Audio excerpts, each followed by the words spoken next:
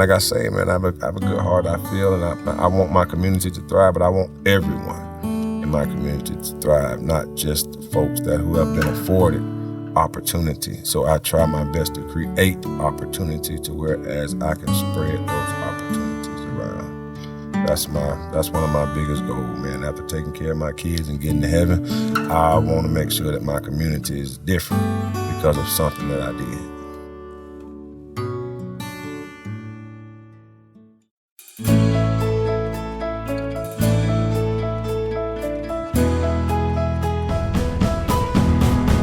From Fiore Communications, it's How I Got Here, a show of inspiring stories from Tallahassee area leaders, business owners, and neighbors, all the challenges, opportunities, inspirations, the twists and turns of life that led them to where they are today.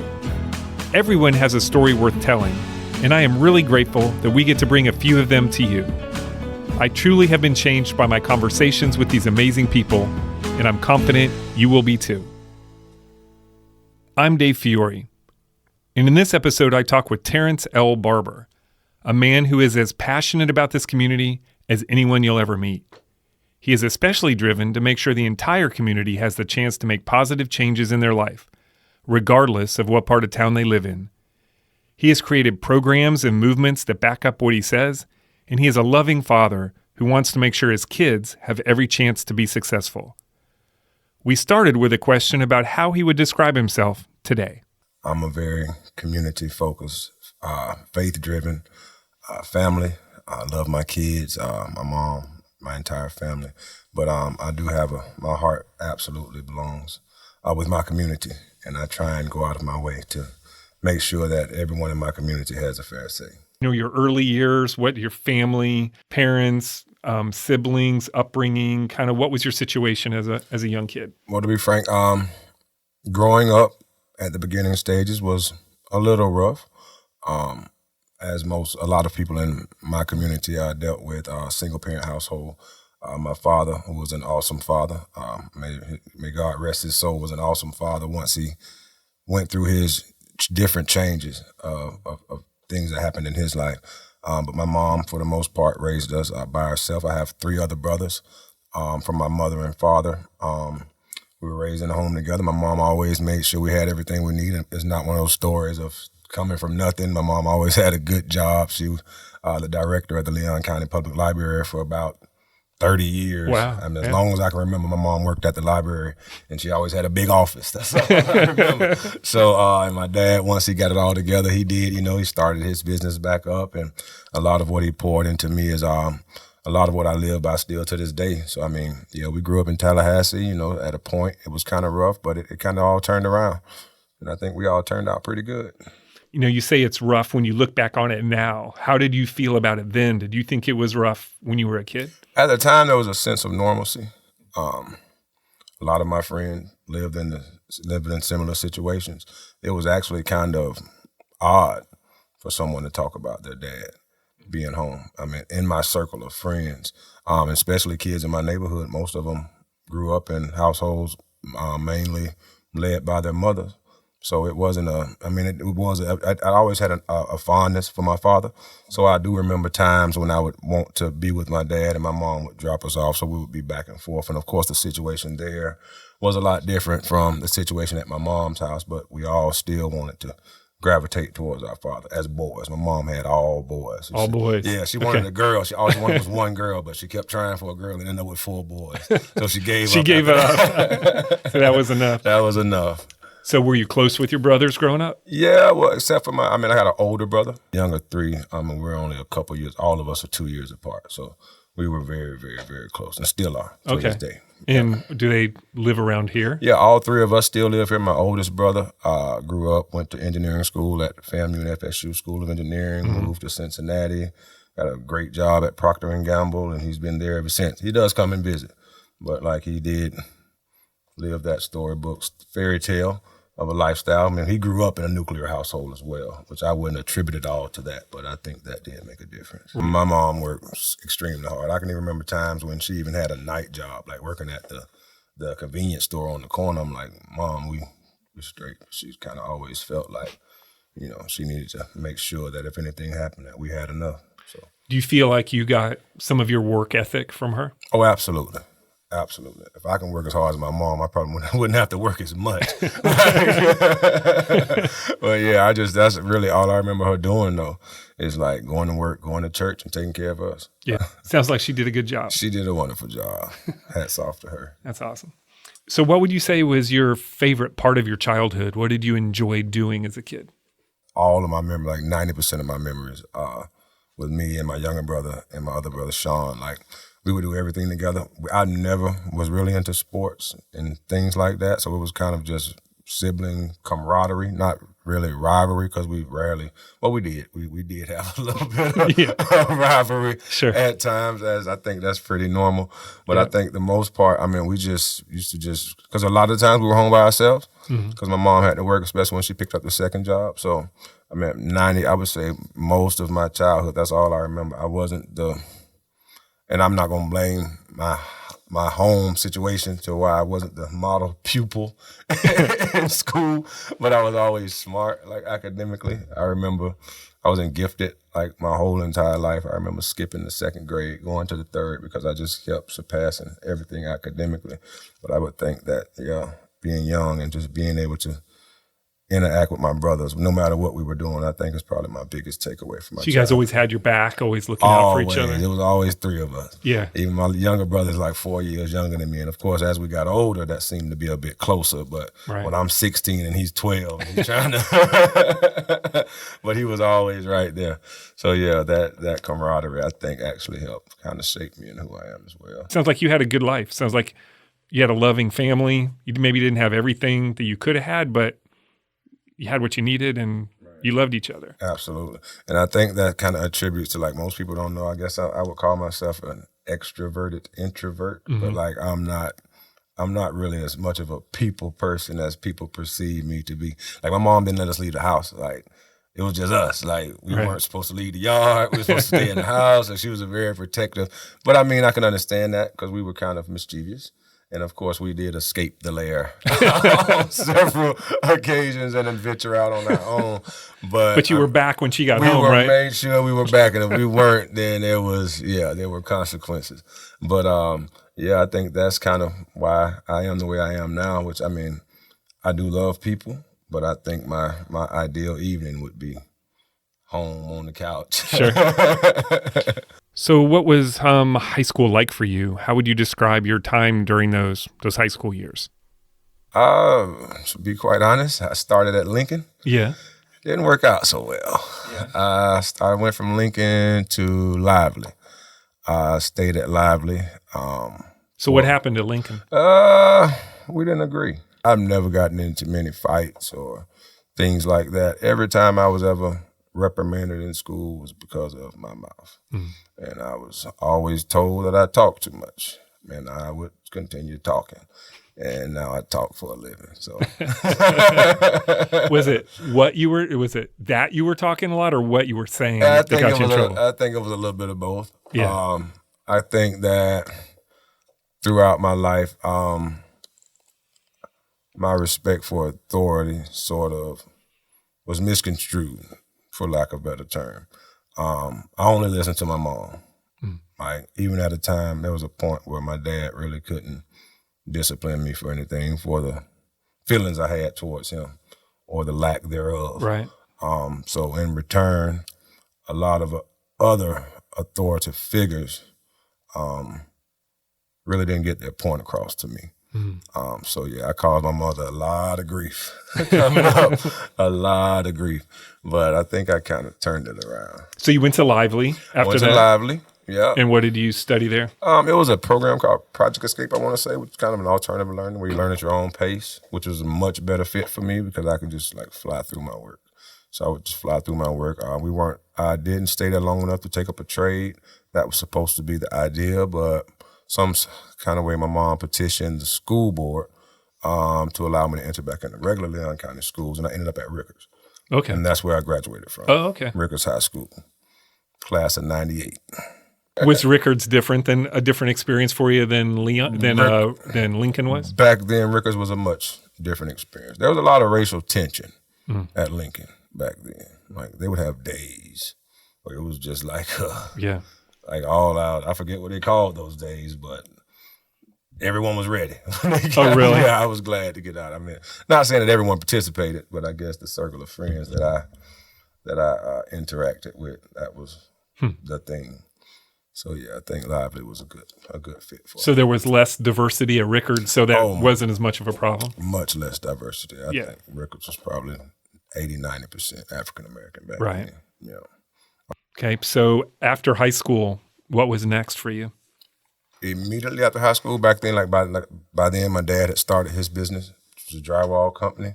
So even during high school, on those days where I wasn't so good in school and was asked to leave, it would excite me more than anything because my dad by then had taught me a trade, which was drywall. And I mean, this was back in 96, 95. I was 15, 16 years old, and I would go to work with my dad and make like $15, $16 an hour. That's tough work. Those things are heavy. Yeah, it was a lot of work. But we did more finishing than hanging. Oh, okay. So we did a lot of drywall finishing, which was... You have the stilts Yeah, and everything? I used to walk stilts. I used to do it all, yeah. Yeah. But I mean, being a kid, 15, 16 years old with a trade, that could earn $15 to $20 an hour depending on who I was working for. I think that was kind of got me into the mode where I thought all the time I wanted to be at work or owning my own business. I thought it was pretty cool that my dad, had like 20 people working for him. And I was kind of like third in command because my older brother was there, my dad. I was like, okay, I'm the boss's son. Like, y'all need to... So, yeah. So your dad was back in your life at this point? Oh, yeah. I think that... By what, like sometime in high school? Middle school. Oh, okay. Middle school. All right. Middle school. I can remember my dad getting it all back together. I remember he was back with nice cars and nice house and back on his feet doing really good. So that had to make you feel good? Oh, yeah. I was always a daddy's boy. Yeah. Like, I love my mom, but I was always wanted to be around my dad. So. How did that impact your relationship with your mom when you were close to your dad again? I mean, I'm sure she was happy for you. But... Yeah. At the same time, though, she wanted all of us to be mama's boy. Every mom wants that. Yeah. My youngest brother, I would definitely categorize him as a mama's boy. And if he hears this, I'm sure I've told him to his face first. But, yeah, I did. I love my mom dearly, but there were things, of course, that I needed to learn that only my dad could teach me. And I thank God that he was able to pour those things into me before he left this earth. Yeah. Yeah. So how long did you work for him? I worked for my dad right after high school. And then I ended up moving to Gainesville, and I started my own drywall company for a brief stint. For about 3 years, I lived in Gainesville. Oh, how'd that go? It went well. I met a girl, and I moved to Gainesville. By this time, I'd already had a son. I had my first son when I was 17.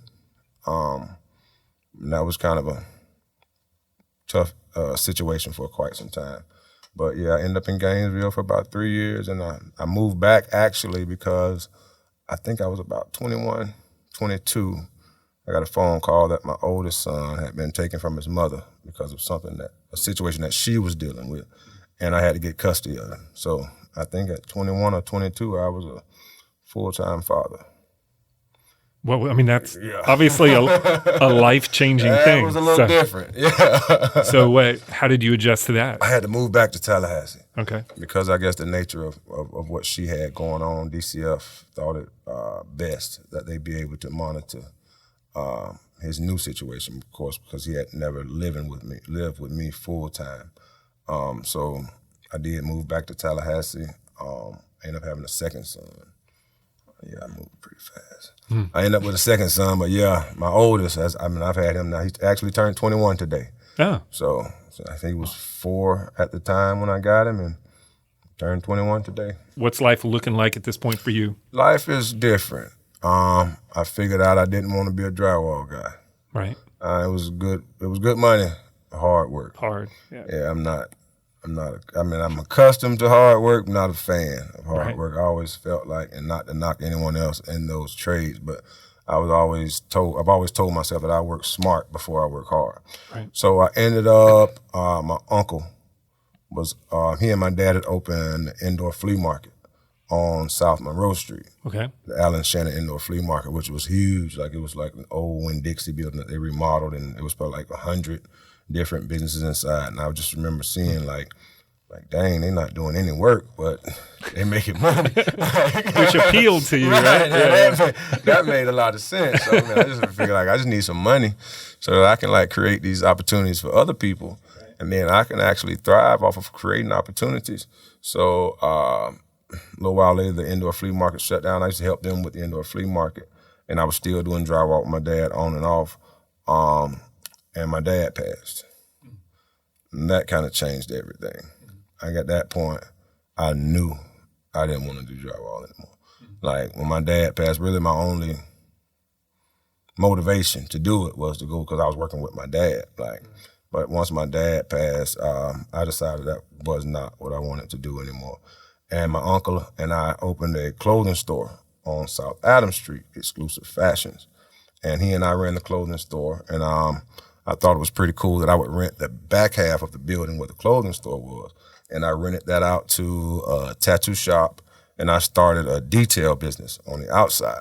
And I also had food vendors on the other side, so it was pretty cool because we were adjacent to the Harvey's parking lot on South Adams, if you're familiar. Yeah. So they used to always get like a lot of people down there, like during like FAMU home games and things like that. So it was a thrive, and we did really, really good for a while. So that's what I did. So what brought that to an end? My uncle ended up in a situation, another one of those situations. Yeah. Situations will make things change, my life right? has been a situation, man. My mom used to always tell me, son, life is filled with swift transitions. Yeah. And she couldn't be, it's Right. the absolute truth. So, yeah, my uncle ended up in a situation. That kind of came to an abrupt halt. So then you had to reevaluate what you were doing? I had to reevaluate, reinvent, dealt with my own situations, but I still had kids that I had to take care of. So that being said, I ended up in the car business. Would you say that, what was your frame of mind during all this? Would you say you were happy, just hustling, or was it tough? Or? It was a grind, man. Yeah. Like I can just remember days when like it was a nonstop grind, like especially trying to be an entrepreneur and a single parent at such a young age and really not knowing what I was doing and still harboring a lot of things that I had dealt with growing up, and the fact that I had just lost my dad, like very unexpectedly. He died from a heart attack of some sort. He was only 55 years old. So I didn't really know that whole guidance piece, it kind of wasn't there at the beginning. Then when I really, really needed him the most, when I was finally trying to understand what the world and how the world worked, God saw fit to call him home. So it was tough. It was very tough. But I was glad my uncle was there to kind of feed off of what he had going on. So I kind of picked up on certain things from him. But outside of that, it was that was a survival mode for a long time. I just knew I had a child to take care of and another son. By then, my second son had moved back to Chicago with his mom. So that was kind of tough because she and I went our separate ways. So now I had a kid all the way in Chicago that I had to try and provide for, as well as a child here that I had sole custody for. So yeah, it was a nonstop grind. That's a lot going on. A whole lot going on. This is all before I turned 30. So around this time, you entered the car business, and you said you kind of found your niche with it. Why do you think it's such a good fit for you? I think it all starts all the way back from the clothing store and everything else. It's about building relationships. I don't consider myself selling you a car. I consider myself making a friend. And at the end of the day, once we can get on the same page as to what you need, and I can figure out if I have what you need, or if I have anything close to what you need that would work to fit your needs, they don't have to be pushy. The vehicle will sell itself. It's my job to make you trust me enough to whereas you know that I have your best intentions at heart. I'm here to sell you a car, of course. And if you're here to buy a car, I would hope that I would be the one to help you facilitate this purchase, not to go into salesman mode. But yeah, I got a lot of times and I don't know if my owner, Chuck, excuse me on this, but a lot of times I don't know as much about the cars as I should. I do know I can go to service and make sure this car has been checked out. It's safe. There's nothing wrong with it. It has 4 doors. You need a third row seat. It has the third row seat you were looking for. It has the V6 engine that'll tow your camper. Like, it has everything you need. So at that point, it's just to make you smile and make you feel comfortable. It's one of the second largest investments you'll make in your life. And I mean, that takes a certain amount of trust or pushiness to make this transaction go through. And I think that building trust with folks is what gets you those repeat customers and those referrals. And that's pretty much how I live right now. So you have your 2 sons, but then you have your daughter. Did you really have any idea how different that would actually be? Okay, so my daughter, she'll be turning 11 this year. So as my son moved to Chicago, I moved fast, Dave. Like, my life has been like pew, pew, pew. So my son moved to Chicago. He's now 19, so she'll be 11. So it's some years passed in between. But I end up meeting her mom, and she came about.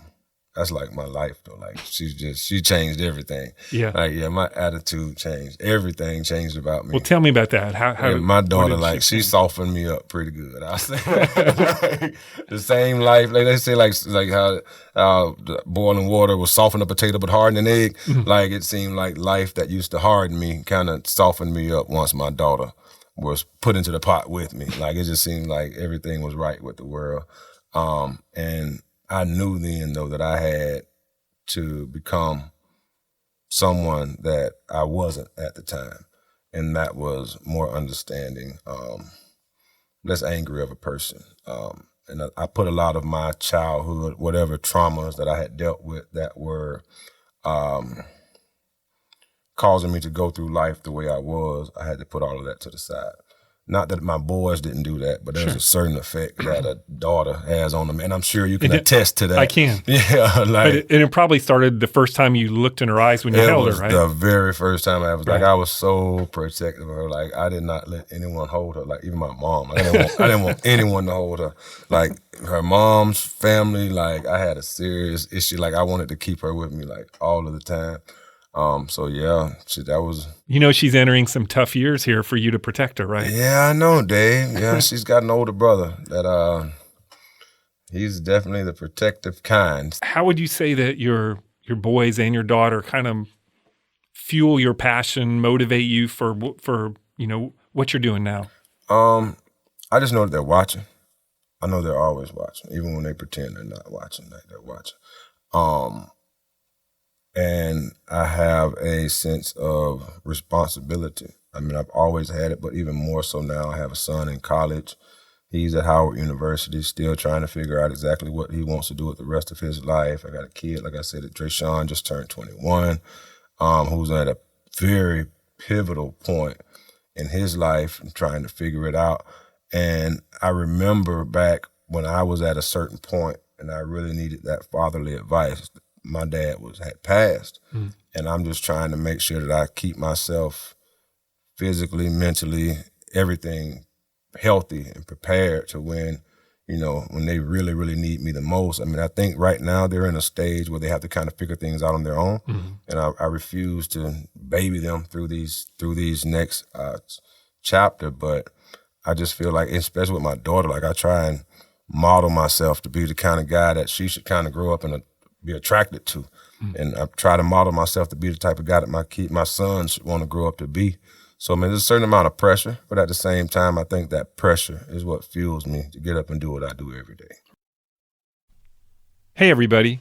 Just a quick reminder that this episode is brought to you by Fiore Communications. Just like people, every business has a story to tell, and we've been helping our clients tell their story since 2001, because who you are as a company is just as important as what you do. To learn more about how telling your story can make a difference in your business, visit FioreCommunications.com. Thanks again for listening. Now back to the show. So Terrance, you're really good at using social media to encourage people and to get your ideas out there. But what do you really think about this relatively new communications tool? I think social media is a very powerful, for lack of a better term, weapon. And this weapon can be used for good, and it can also be used for evil. And it also gives people an opportunity to sort of reinvent themselves. Like, you can come to social media and be whoever you are, whoever you like to be, because you'll be in contact with people who've never met you before. And I chose to create a platform that was positive, and I tried to be as uplifting as possible. Like, for instance, I don't use profane language on social media. Not true. I was going to say. for the real world. But I do know that people will judge you by the things you say and do, and it just makes more sense to be more cognizant of the things you say and do on social media, because you never, ever know. I know there's only you and I in this room right now, but social media, you never know who's reading your post or how it will be shared and who will read it down the line. 10 years from now, someone could read what you post today. So I always try and be as positive and uplifting. I mean, it's created a platform. Like, I have a lot of people that inbox me, like, something you said on social media just brightened my day or made my day, or thank you so much for the things. And a lot of those are, I don't know if they're divine, I don't know. Like, sometimes I just have thoughts and I put them in a post and they get a lot of likes. With a couple emojis? Yeah, with a couple. I couple of strong arms. I switched my emojis up. Yeah, I'm on the little fist and the heart now. I think that's been going over pretty good. It was the little thinking face, but I had to switch it up. You also have a powerful and unrelenting passion for encouraging and empowering the African-American community in Tallahassee. Tell me about where that comes from. I think a lot of that comes, like, from my dad. Like, I can remember when we were younger, like, in that whole transition phase, like middle school. Like, I remember they used to have I think it was the Martin Luther King march to the Capitol. And they changed it. Like, it used to march from the C.K. Steele Plaza to the front of the Capitol off of Appalachian Parkway. But somebody voted and they changed it and said, now we're marching to the front of the new Capitol. My dad said, no, that's the back of the Capitol. So I can remember him up there with, like, big signs, and, like, he would just teach us, like, inclusion. Like, making it less important. Right, making it less important. Yeah, making it less important. But, I mean, I'm not anti anything, but I do understand that as a community, especially watching things change the way they have. Like, I can remember, like I said, the indoor flea market, Frenchtown, all these different things where people of color had so many opportunities. And they weren't handed to them. They were actually afforded the opportunity to work and acquire these things. And I just think that over the years, through whatever systematic oppression, I mean, not to blame anything, but, like, welfare projects are disappearing. Like, it's just so many things going on. Like, black neighborhoods are, like, disappearing. Like, I can remember, like, especially, like, Frenchtown area, like, I can remember, like, houses on every street, businesses. Now it's like student housing. And I just try and help people understand, because a lot of people, like, we perish due to a lack of knowledge. And I feel like I've been afforded opportunities to be in the room where certain knowledge is being spread that a lot of people aren't afforded those opportunities. So I try and spread that wealth of knowledge when I can. Do you think the African-American community does enough to support its own businesses? No. I was reading up on Black Wall Street. You familiar? Black Wall Street was this huge, flourishing African-American community. And back then, like, the black dollar circulated. The reason why Black Wall Street was so prominent, and fast forward, they destroyed it. They blew it up. They burned it to the ground. Like, doctors, lawyers, all these things at Black Wall Street. You mean in New York? It wasn't New York. I'm going to have to look it up. Dang, but it's in a big city somewhere. It was in America, and this was a true story. Like, hundreds and hundreds of civilized people, not slaves, not, like, these were people, doctors, lawyers, educated folks were murdered and killed, and city burned to the ground. They don't teach us this in school. No, I've never heard of that. Which is crazy. But yeah, it definitely happened. But the black dollar doesn't circulate within the community as long as it should. And that's even in Tallahassee. Oh, everywhere. Right. Everywhere. Like, it's like hours. Like, as fast as people can get their check, get home, take a shower, the black dollar leaves the community. I felt a quick interruption was important here to insert some facts about Black Wall Street. As Terrance said, there was a thriving African-American business community, commonly referred to as Black Wall Street, in Tulsa, Oklahoma. A race riot in 1921 saw white residents massacre as many as 300 black residents, injure hundreds more, and raze the neighborhood within hours. The riot was one of the most devastating massacres in the history of U.S. race relations, destroying the once thriving Greenwood community.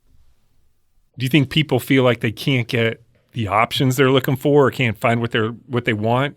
I think that there's a reason why the options aren't in the community, and it's not due to the fact that we aren't willing to reinvest in our communities. It's the resources aren't there.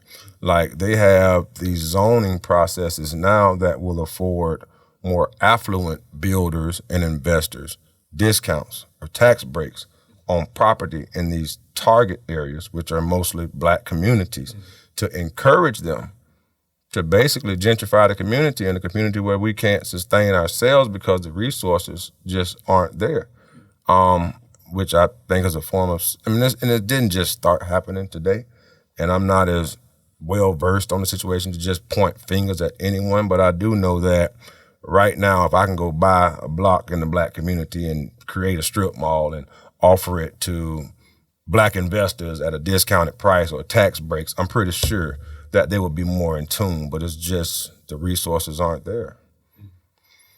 So yeah, I think that the lack of options, and also black folks have this stigma that black should be cheaper. We should get a discount. You mean amongst the African-American community? Course. Yes, sir. Yes, like, sir. Come on, man, give me a break. Give me a break. Yeah, right. It's always like, you don't go in Walmart and tell Walmart what you're going to pay for their goods in Walmart. But yeah, and there's also that, a lot of black people think that white people do stuff better. Like, I know black people that won't let black people work on their cars. I know black people that don't want black people working in their houses. It's just, I don't know. We've been programmed wrong. And I think that has a lot to do with why the black dollar escapes us. When we get to something like Working Class Wednesdays, where you are actively doing your part to bring small businesses together, to let them not only learn from each other and network, but also exchange goods and do business. So tell me about Working Class Wednesdays and what that's all about. Right. So actually, my initial idea for work, and it's still the idea for Working Class Wednesday, is to bridge the gap between all business in the local community. I've also grown to realize that you typically attract what you are first. Mm-hmm. So if I put out a publication, most of my friends on Facebook would probably look like me. And most of their friends probably look like me. So, of course, my advertisements would reach people that look like me. But that was not its original intention? No. My original intent was to gain more exposure for the businesses that may be located on the opposite end of the tracks, opposite side of the tracks. That's why I host my events at different locations, so that I can garner exposure for those businesses to all demographics. Because I feel like since the black dollar ain't circulating properly in the black community, we need more than just black dollars in order to sustain these businesses so that they can stay afloat. So Working Class Wednesday, my idea was to bring awareness and patronism to these businesses from folks who may not go to where the physical location is to patronize them. Right. So if I have an event at the Edison where folks frequent, and now they have an opportunity to patronize a business that might be on the south side, I thought that's what the idea of Working Class Wednesday originated from. So is it working? It's working to a certain extent. And isn't there a benefit just exposing people to stuff they wouldn't see otherwise? Right, absolutely. Right? I think I want to just be a connector of people. Like, I want to be able to be like that vessel that gets people across that whatever divide that they may have. Because I've met people with awesome talents, awesome products, people that make their own products, but they just don't have the clientele to sustain. So they're miserable and dead-end jobs and trying to be an entrepreneur on the side because dreams have to be funded. Yeah, well, there's no doubt people are listening to you. So why do you think your voice has gained some traction over the last couple of years? It's all still very, very new to me. Like I said, a lot of this started with Working Class Wednesday, which is less than 3 years ago. But I've been told by a lot of people that my transparency and the fact that a lot of people can relate to me, people that wish they had a voice can relate to me. Like I'm a firm believer that, and I know I'll probably get backlash for this, but I say it in confidence that the black people in power are usually the reason why black people aren't in power. What do you mean by that? Black leadership is made up of pawns. Black leadership, for the most part, are people that were put in place for a specific purpose. By who? By the majority, for lack of better terms. And local leaders have not made people mad enough. Yeah, I mean, we do have a couple of folks that I respect. I do. But I feel like, and another thing is like most of the local leadership isn't even local. Like most of these people aren't from Tallahassee. Most of these people have no stake in this community. Like they didn't watch their grandmother struggle, their father struggle, their mother struggle in this community. Most of these folks came here looking for opportunity, and now they have opportunity. They're satisfied with opportunity because that's what they came here for. And I truly, truly, truly believe that. So do you have political aspirations? Yes and no. I think I would make a great voice for my community, and I think I'm doing an okay job with that now. Would I appreciate my skeletal remains to remain in the closet? Kind of, sort of. There are things I've gone through in life that I think that, if talked about in the wrong room, may rub some folks the wrong way, which I'm ready to cross that bridge because I know it's coming. But I mean, but how have those things impacted you? I mean, how have you? I became just stellar. The person I know today. Right. Yeah. I mean, I've gone through things that I think would have drove a lot of people to not want to leave the house in the morning. Like even this past summer, was a real tough summer. Like I've had summers like that before though, that I don't speak about now, but I've gone through certain things that I think that a lot of people who have been afforded the same opportunities and platforms that I haven't gone through. And I think that kind of, I wouldn't say warps my perspective, but my outlook, my point of view of things are a lot different because I've seen the other side of a lot of things that folks have not experienced. So that kind of. And that's important to be represented. Oh, absolutely. Yeah. If you're going to represent people, you should be able to relate to the struggles and the things that they're going through. It's kind of hard to speak on a situation that you know absolutely nothing about. And I think that's what most of our local African-American leadership, a lot of times, not that they don't try, it's kind of, I can't really tell you about what's going on in South Africa. I've never lived in South Africa. I don't know anything about it. And it's kind of like, it's that sort of disconnect, I think, at times. Okay.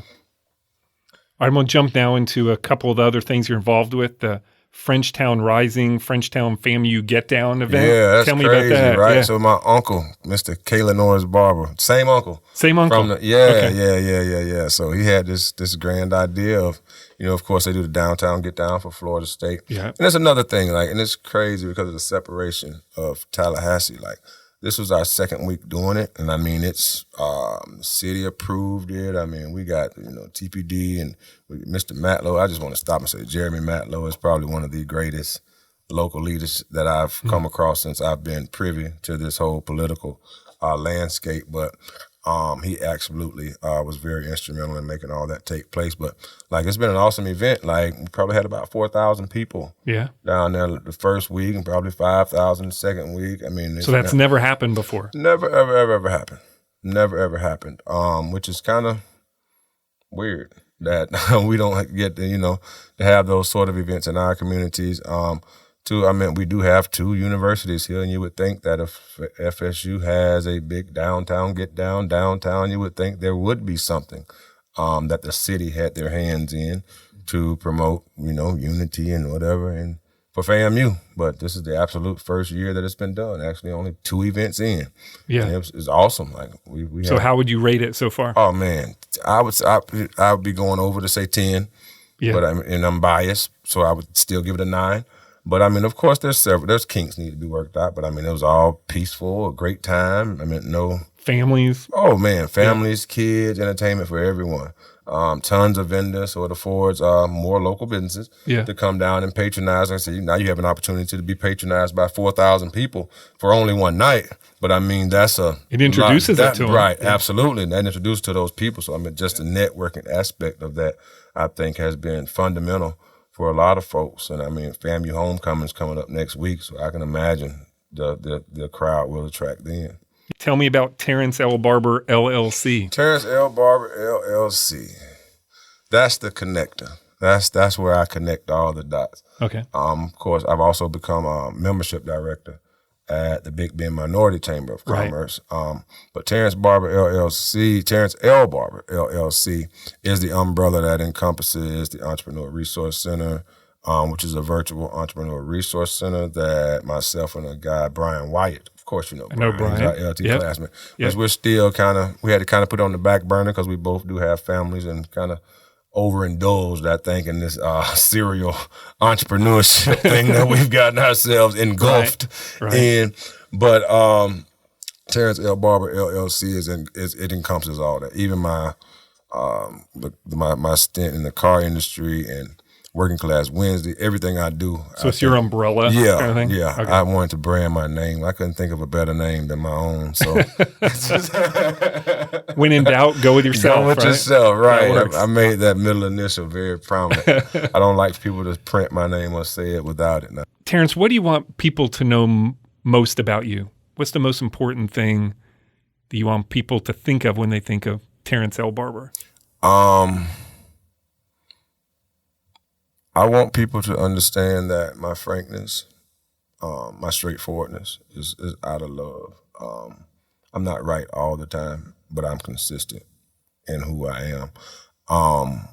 If you don't like me today, it's a pretty good chance that you won't like me tomorrow because I'm going, I may be more susceptible, I may a little more understanding. We may be able to have a conversation where we can kind of bridge the gap between our differences, but I try to be as consistent as possible. I don't pander very well. I can appear to be standoffish at times. People have told me that I have this smug look about myself, but that just means I'm thinking. Right. That's not that I'm intentionally trying to be unapproachable or unattainable. But I mean, like I say, man, I have a good heart, I feel, and I want my community to thrive, but I want everyone in my community to thrive, not just the folks who have been afforded opportunity. So I try my best to create opportunity to whereas I can spread those opportunities around. That's one of my biggest goals, man. After taking care of my kids and getting to heaven, I want to make sure that my community is different because of something that I did. Okay, well, the name of this podcast is How I Got Here. So we've talked about how you got to this spot. Where do you think here might be for you in 3 to 5 years from now? 3 to 5 years. I have a few goals that I'm speaking to the atmosphere. I would love to create a space, not just a strip mall, but something very similar to the indoor flea market that my father and my uncle facilitated as a hub to help launch not only minority-owned businesses, but I think that under one roof, people are more sustainable when the resources are far few in between. So I think 3 to 5 years, if I don't fall into this whole political aspirations that some folks are trying their best to encourage me to do, I just think I'll be here, man, finishing up raising my daughter, continuously educating myself and just growing as a person. But I know that there's something next for me. I mean, Working Class Wednesday is an awesome initiative, but I've been feeling more and more lately like there's something greater that has to spawn from all of this, and I think that collectively the things that I have done are going to some kind of way pyramid into something. I'm not 100% certain, Dave. I'll be honest, I'm not one of those people that sit down and I don't have a planner. I am finishing up a degree at Florida A&M right now, so I think I'll have that out of the way. What's that in? Business. Okay. Yeah, so finishing that up, and I just want to grow. But I want to see the community grow as a whole. That was Terrance L. Barber. And I think whether it's up front in a public position or making things happen behind the scenes, the future of Tallahassee will continue to be impacted by his influence. Thanks for listening to the show. You can subscribe at Apple Podcast, Spotify, or wherever you get your podcasts. And while you're there, please leave us a review. It really does make a difference. Thanks to my amazing staff at Fiore Communications, who pick up the slack while I'm working on these podcasts, and to Troy Bloom for composing our theme music. You can hear more of Troy's creations on Facebook and Instagram at Troy Bloom Music. To connect with the podcast or suggest a future guest, follow us on social media or email us at podcast@fiorecommunications.com.